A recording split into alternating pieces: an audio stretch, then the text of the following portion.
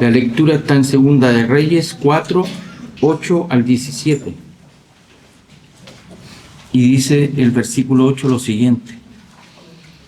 Aconteció también que un día pasaba Eliseo por Sunem, y había allí una mujer importante que le invitaba insistentemente a que comiese, y cuando él pasaba por allí, venía a la casa de ella a comer.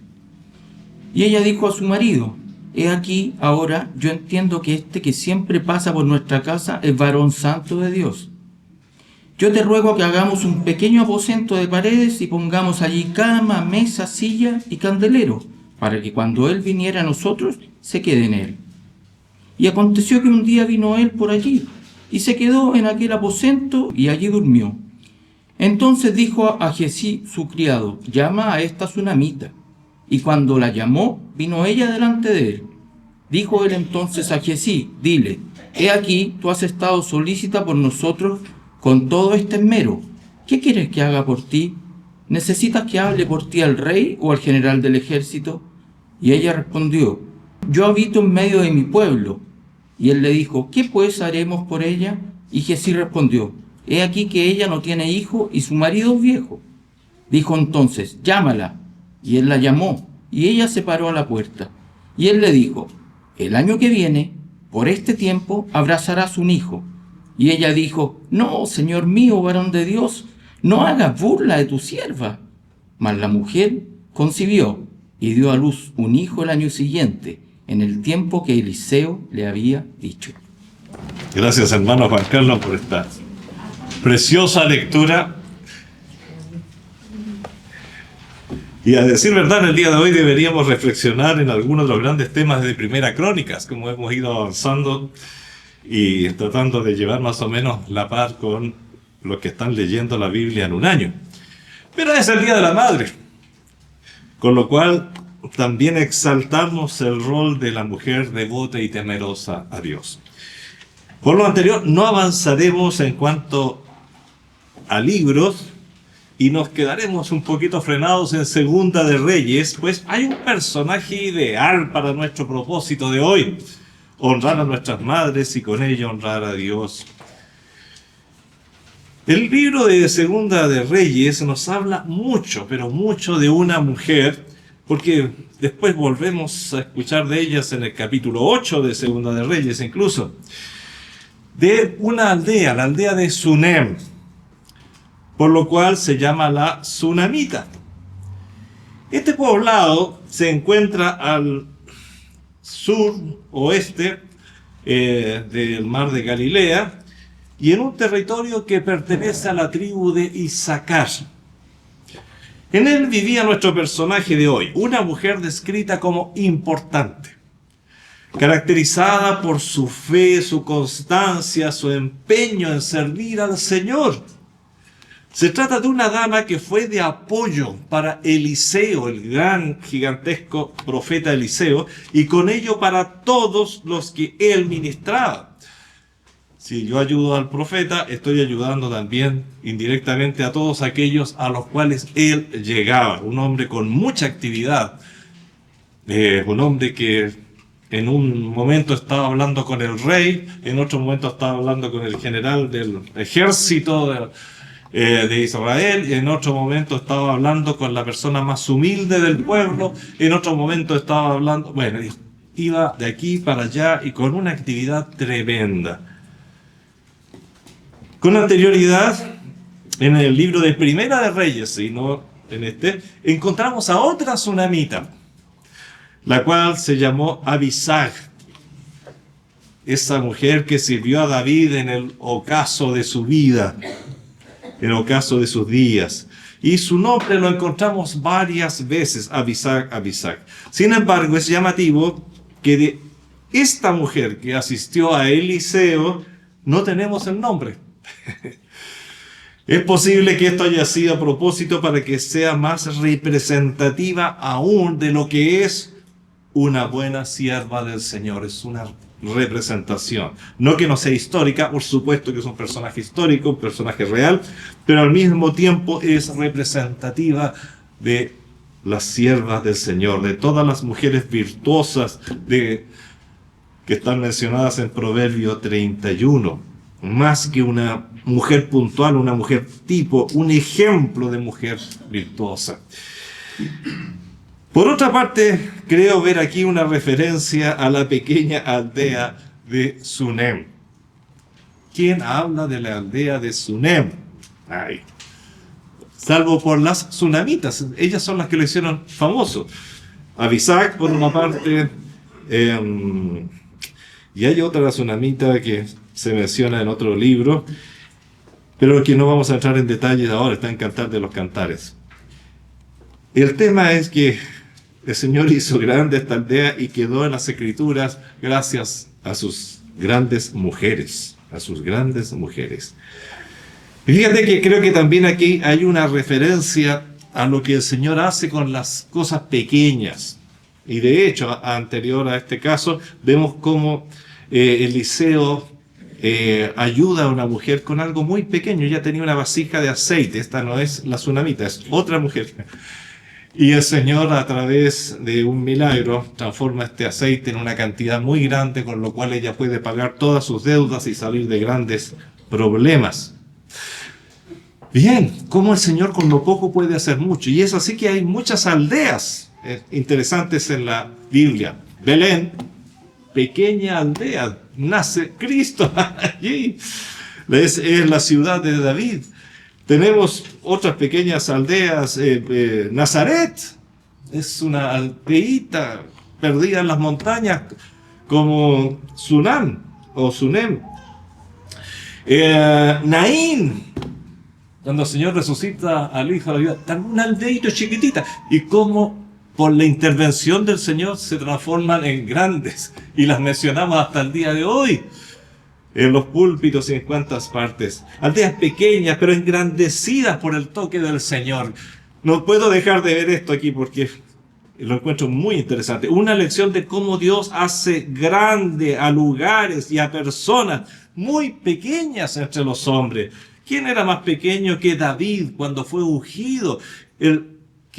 Aquel cuyo nombre el papá ni siquiera le entrega al profeta Samuel. Le dicen, sí, hay todavía un niño ahí, pero como diciendo, no te preocupes, es un cabro chico que está cuidando a las ovejas. Sin embargo, el Señor lo transforma en el que ha sido el principal rey de Israel. Bueno, así es el Señor. Hermanos, nunca te mires en menos. Si el Señor está contigo, si el Señor está en tu corazón, eres grande en el Señor, con el Señor. Y el Señor puede hacer grandes maravillas contigo. Sunem, una aldea ubicada, como decíamos, al suroeste del mar de Galilea, entre el mar de Galilea y el monte Carmelo, a unos 7 kilómetros al norte de la aldea de Jezreel, es decir, estamos prácticamente encima de Armagedón, del valle de Armagedón, para que nos ubiquemos un poquitito, porque si no es por estas referencias, es raro que las busquemos en otro momento. Bueno, entonces estamos ante una mujer sin nombre de la ciudad de Sunem, al servicio de Dios. Nos dice en Segunda Reyes que pasando por Sunem, lo que nos leía el hermano Juan Carlos, el profeta Eliseo conoció a una mujer descrita como, entre comillas, importante. Eso significa conocida, de buenos recursos económicos. Y notamos algo interesante, ¿no? Como poco antes Eliseo había estado con una viuda muy pobre, dice la Escritura, al punto de prácticamente perderlo todo, al punto de que iban a venir a buscar a sus hijos para que fueran en buenas cuentas vendidos como esclavos dentro del pueblo. Esto era algo que estaba permitido. Y por otra parte, al ratito después estaba con una mujer importante, de buenos recursos, etc. El evangelio es para pobres y ricos. No caigamos nunca en la trampa del evangelio solo de pobres no. El evangelio es para el ser humano, sea pobre, sea rico, sea culto, sea inculto. El evangelio es para el ser humano. Ese es el evangelio del Señor Jesucristo. Pero bueno, aquí estamos mucho antes de nuestro Señor Jesucristo. A decir verdad, el ministerio de Eliseo fue entre el año 903 al 830 más o menos, en esa época, o sea, mucho antes de que llegara nuestro Señor Jesucristo y con la encarnación. Así que ahí está el profeta. está en Sunem, conoce a esta mujer descrita como importante del pueblo, y es una mujer muy interesante. No sé, tú debes haber conocido personas así. Yo he conocido varias personas así. Son esas personas que insisten y tú no puedes decir que no. El apóstol Pablo también, ¿se acuerdan cuando predica y Lidia de Tiatira escucha? Y bueno, y insiste, dice Pablo, hasta que quedamos alojando en su casa. Son mujeres que quieren servir, quieren demostrar su cariño, quieren utilizar sus recursos para la gloria del Señor. Así que le insiste que invite a su casa. Bueno, y pensemos que una aldea chiquitita como esta, cuando venía alguien importante como Eliseo, que era importante, como decía, él estaba desde la corte del rey hasta con la persona más pobre de Israel, el lugar de las 10 tribus. Estuvo bajo el gobierno aproximadamente de 4 reyes.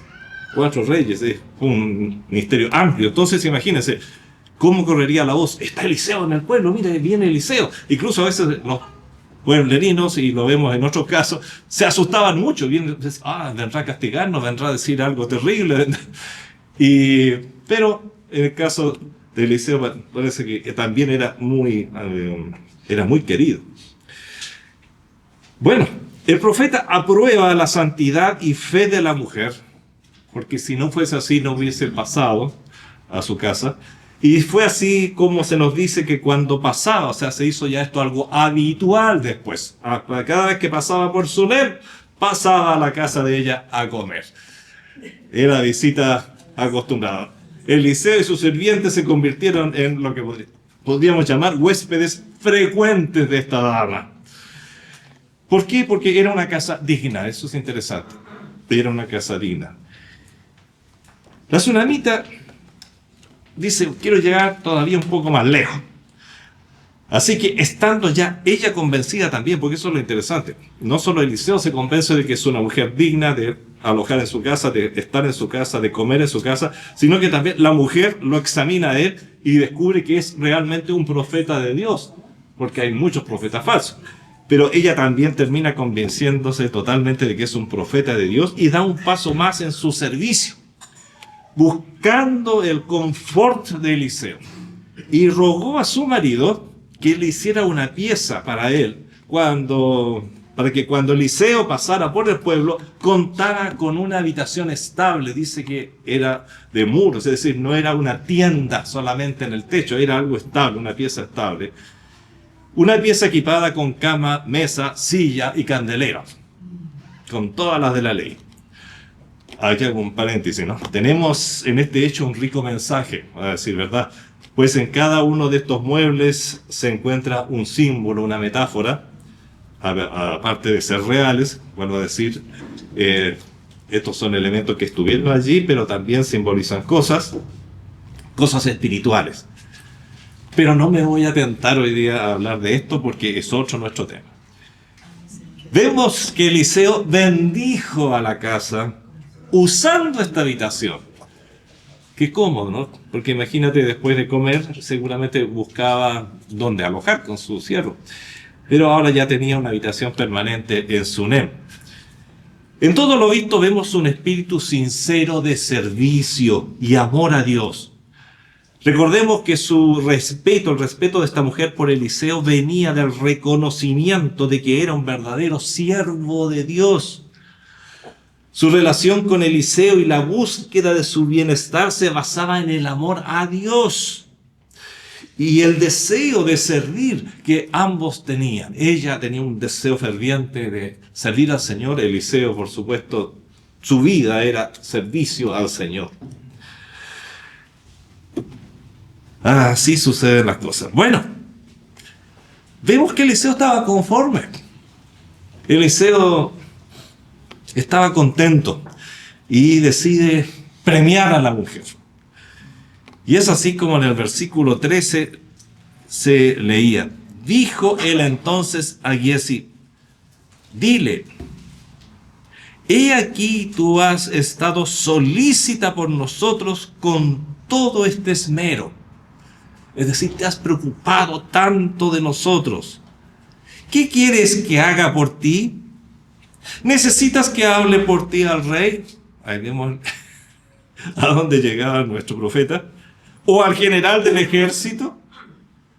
Y ella respondió, yo habito en medio de mi pueblo. ¡Qué contestación más sencilla!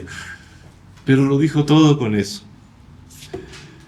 La tsunamita era una mujer satisfecha con lo que Dios le había dado.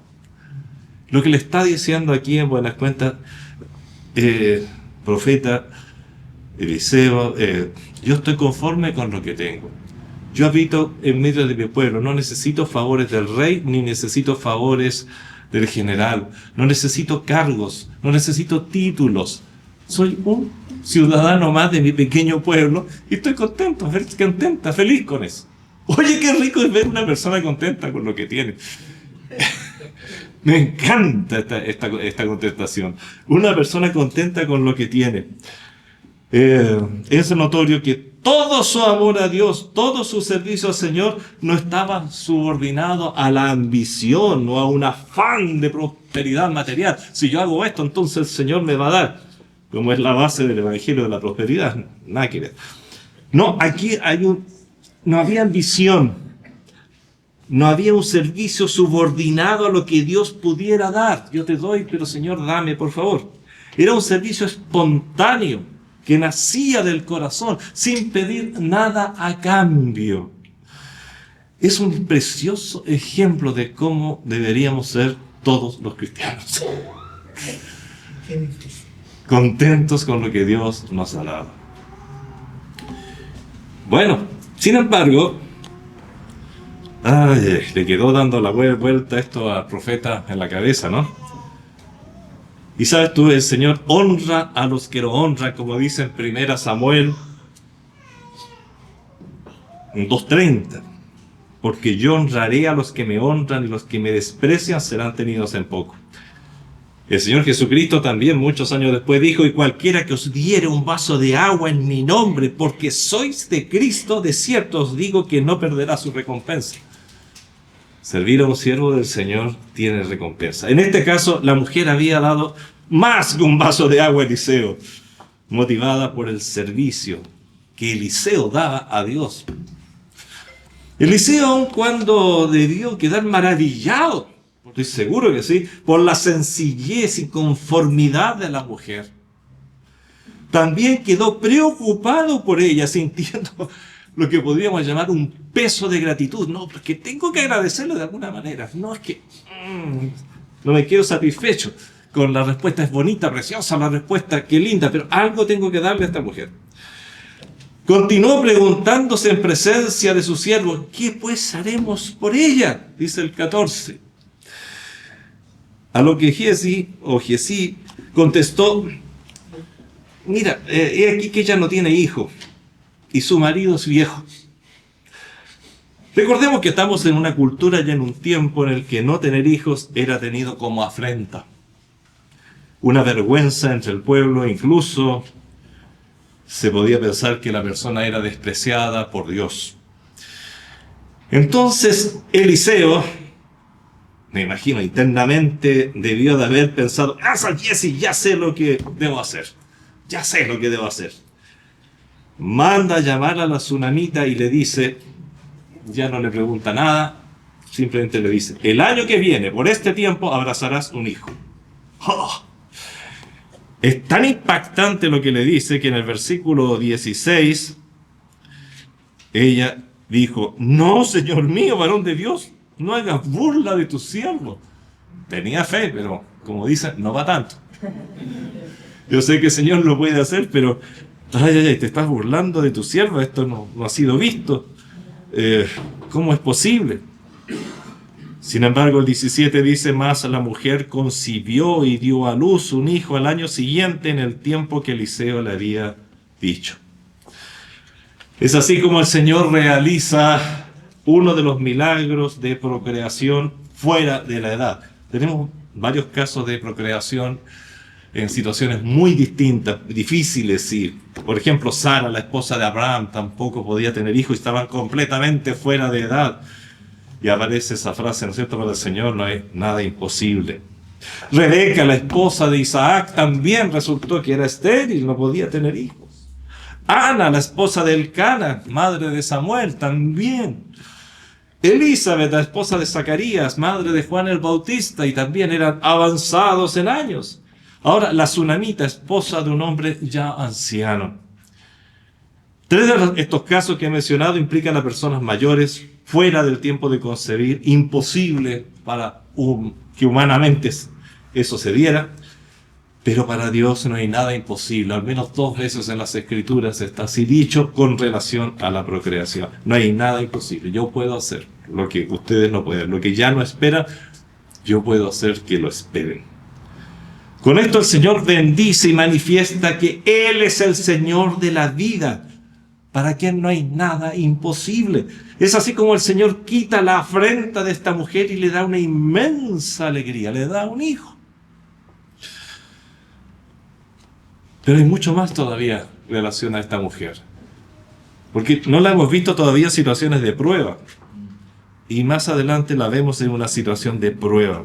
¿Cómo reacciona una persona ante la prueba? A veces es un muy lindo cristiano cuando no pasa nada malo, pero cuando hay prueba se dice de él, uy, se separó del Señor, sucedió esto. Y he conocido varios casos. Bueno, sin embargo, vemos y descubrimos que esta mujer es constante en su fe. Suceda lo que suceda. Se presenta una dura adversidad en la vida de ella. Esta mujer, sin embargo, demuestra algo que solamente lo da el Espíritu Santo, que es el dominio propio. Su constancia en la búsqueda del Señor, aún en los momentos más difíciles de su vida. Ella no solo amó, creyó y sirvió al Señor bajo la prosperidad, bajo la bonanza en los tiempos buenos, sino que en los momentos más difíciles de su vida fue también constante en su fe y en la voluntad de Dios. Resulta, y eso es lo que continúa contándonos Segunda Reyes, después que dejamos la lectura, que el niño creció. Y estando un día con su padre en tiempo de la siega, esto nos hace pensar, ya que estaba con los segadores, y se puede deducir que se trata de la siega principal de Israel, y esto nos da otras informaciones, lo cual es un tiempo de mucha calor, es un tiempo de sequía, es un tiempo de cielos despejados. Así que, por lo que se está viendo acá, este niño comienza a sufrir de fuertes dolores de cabeza. Es probable como fruto de una gran insolación, o como también se le conoce como un golpe de calor, el cual, si no se cuida, es mortal. Definitivamente lo fue ayer y lo sigue siendo hoy día. Bueno, el joven se sintió muy mal. Claro, tiene que haberle dolido la cabeza, sentido de deshidratación, náuseas, hay una serie de síntomas asociados a esto. Y su anciano padre, porque imagínate, si cuando antes que naciera ya era anciano y ahora ya estamos hablando de un niño, sigue pasando los años bastante más anciano, encarga a un criado para que lo lleve hasta donde estaba su mamá. El tiempo de la siega es un tiempo en el que hay mucho trabajo y pienso que por esa razón no fue el mismo el que lo llevó hasta la casa. Muchas veces en los tiempos de la siega la gente se aleja de la casa, incluso duerme fuera de la casa para no estar viajando y volviendo si que los terrenos son lejanos. Y además, para empezar desde muy temprano en la mañana, se trabaja de sol a sol y antes que haga mucha calor. Entonces lo más probable es que este señor haya estado incluso alojando fuera de la casa. Lo triste, lo duro de la situación es que el adolescente terminó muriendo mientras estaba al cuidado de su madre. Qué prueba más dura. Murió en los brazos de su madre. ¿Qué hace la Sunamita ante el dolor extremo? Bueno, el versículo 21, mira dónde estamos ya. Por eso digo, la Primera Reyes habla mucho de la Sunamita. Y después vuelve a hablar en el 8, y de eso sí no vamos a llegar allá porque sería muy largo la extensión del mensaje. Ella entonces subió y al niño lo puso sobre la cama del varón de Dios y cerrando la puerta se salió. Llamando luego a su marido le dijo: te ruego que envíes conmigo a alguno de los criados y una de las asnas para que yo vaya corriendo al varón de Dios y regrese. Y él le dijo, ¿para qué vas a verle hoy? No es nueva luna, ni día de reposo, o sea, no hay culto, no es domingo. Y ella respondió, paz. Era una mujer de pocas palabras, pero sus palabras parece que transmitían mucho mensaje. Paz, le dijo. Y el marido aceptó, la conocía, tenía mucha confianza en su mujer, por eso es la mujer de Proverbios 31, de alguna manera. El corazón de su marido está en ella confiado, dice. Bueno, hizo, dice, enalbardar el asna, una mujer de acción, y le dijo al criado, guía y anda, y no me hagas detener en el camino, sino cuando yo te lo dijere. Partió pues y vino al varón de Dios al monte Carmelo. Y cuando el varón de Dios la vio lejos, dijo a su criado Giezi, he aquí la tsunamita. Te ruego que vayas ahora corriendo a recibirle y le digas que te va bien a ti. ¿Le va bien a tu marido y a tu hijo? Y ella dijo, no, terrible, me están pasando tantas cosas. Bien, le dice, bien, está todo bien, está todo bien. Qué equilibrio, me encanta el equilibrio de esta mujer. El dominio propio, por eso decía. Luego que llegó donde estaba el varón, sabe cuándo y cómo hacer las cosas. Llegó donde estaba el varón de Dios en el monte, se asió de sus pies y se acercó Giezi para quitarla. Pero el varón de Dios le dijo, déjala, porque su alma está en amargura. O sea, no era que no sufriera, no es que fuera una mujer solamente, como decimos hoy día, mental, o sea, de mucha... control mental, no, estaba amargada realmente, es una mujer normal, pero rendida al Señor. Y Jehová me ha encubierto el motivo y no me lo ha revelado, o sea, extrañamente el Señor quiere algo de esta situación, pero no sé todavía qué pasa. Y ella parte con una especie de reproche, ¿no? Le dice, pedí yo a mi Señor, hijo a mi Señor, no dije que no te burlases de mí. Entonces dijo él a Giezi, mira, ciñe tus lomas, toma mi báculo en tu mano y ve, y si alguien te encontrare, no lo saludes. No es que no le diga hola, hola, sino que la costumbre era detenerse, conversar. No te detengas a saludar. El Señor también usa este término en otro momento, ¿no? No lo saludes, significa eso, no te detengas, porque era protocolo quedar. ¿Y cómo están ustedes? ¿Y cómo está la familia? ¿Cómo están? Y si alguno te saludare, no le respondas, es que esto es una emergencia. Y pondrás mi báculo sobre el rostro del niño. Bueno, no vamos a seguir leyendo detalles porque es largo. Ah, pero me sacaron el reloj, eso es fantástico. Eso significa que no quieren que termine hoy día.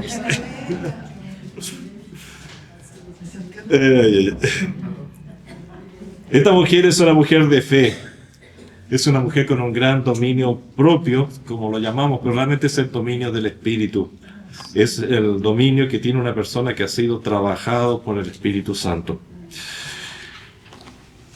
Es una mujer que no se deja arrastrar por las legítimas emociones, sino que actúa siempre razonablemente y en fe.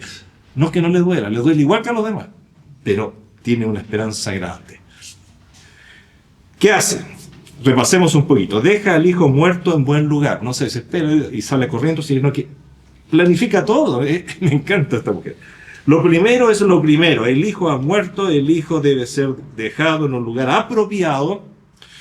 Entre otros factores, un lugar que fuese fresco. Eso me hace pensar que la habitación que se construyó para el liceo era fresca. Del calor del lugar, porque este calor descompone muy rápido, por eso que los cadáveres se entierran rápido en la zona. Lo deja en la habitación hecha para el liceo, sobre la cama, cubierto, y enseguida, con tranquilidad, se comunica con su esposo. Llama la atención que tampoco le dice nada, el cual le dice que desea ir a ver al profeta para luego regresar. No le dice lo que está ocurriendo, pues es evidente que él no tenía la misma fe de ella y posiblemente habría reaccionado muy mal. El esposo acepta y ella parte con el criado hacia el monte Carmelo en busca de Eliseo. Bueno, aquí hay todo un tema que podríamos reflexionar también sobre el esposo de la tsunamita. Se da a entender que es un buen hombre, Se aclara que él es ya suficientemente anciano como para no procrear. Recordemos que el papá de Julio Iglesias tuvo un hijo como a los 80 y tantos años. O sea, ¿qué significa ser viejo? Parece que tenía bastantes años realmente. Bueno, obviamente que más anciano es todavía cuando a estas alturas, porque el bebé que nació, imagínense, la concepción, 9 meses, nace, pasó por todo el periodo de bebé, de niño chico, y ya es un niñito grande. Y siguen pasando los años. Se ve que es trabajador, se ve que es responsable. Se aprecia también un gran respeto por su esposa. Por otra parte, se aprecia que el peso de la vida espiritual de la casa descansaba así, no en él, sino en su esposa, la tsunamita. Pues se destaca un dejar las responsabilidades de índole espiritual a ella. Ella toma las iniciativas en este caso. Bueno, llega hasta el varón de Dios, dice, y se asió a sus pies.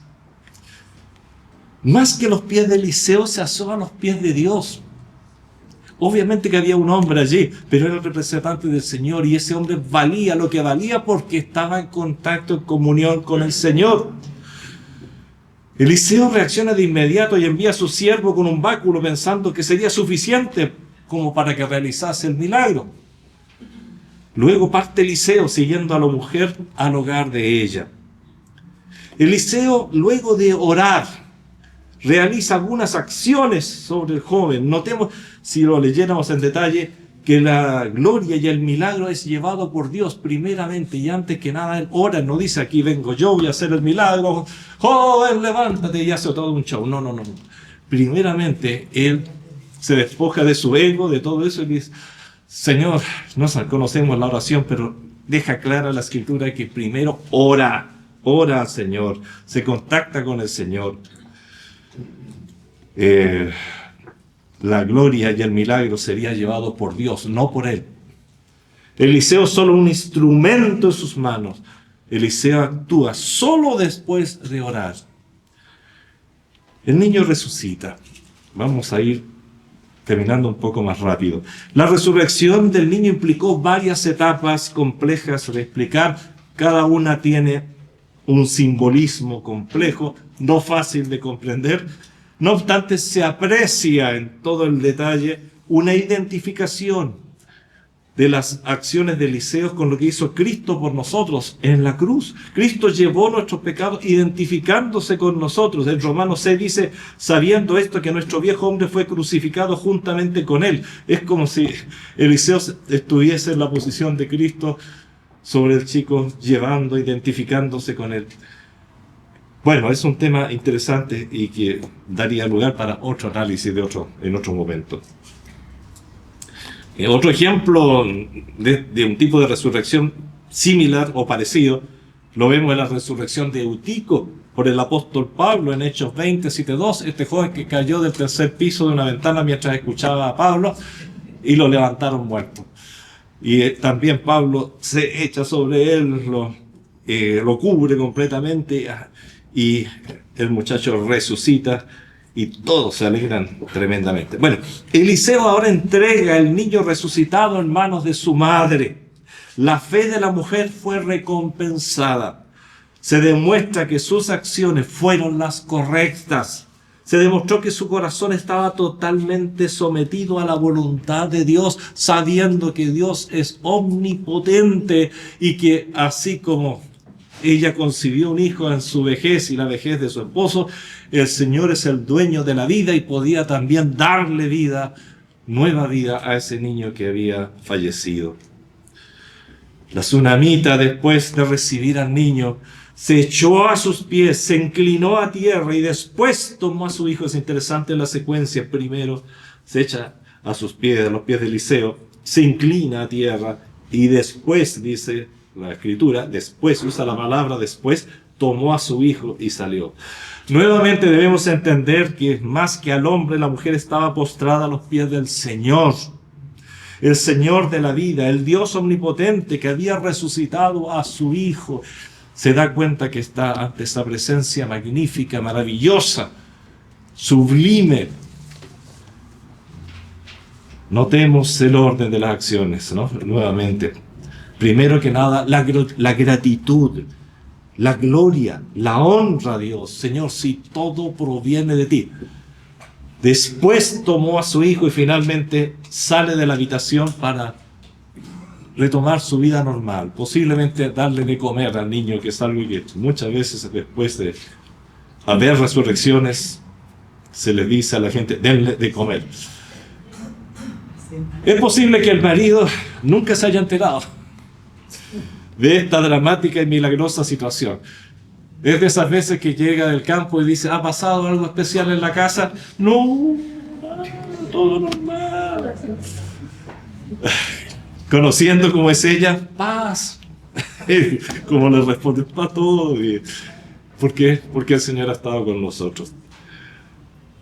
En la Tsunamita, amados hermanas, hermanos, nos encontramos con un ejemplo de mujer prudente, de mujer virtuosa, de una esposa justa, de una madre sabia y sobre todo de una sierva humilde y devota al Señor.